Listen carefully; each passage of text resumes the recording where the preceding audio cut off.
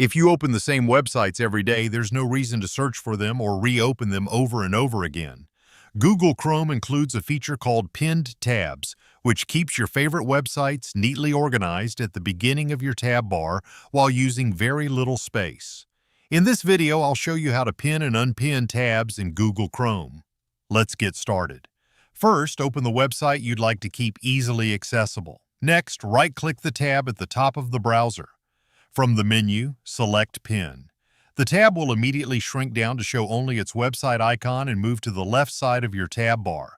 Pinned tabs stay in place, making them much harder to close by accident and easier to find even when you have dozens of tabs open.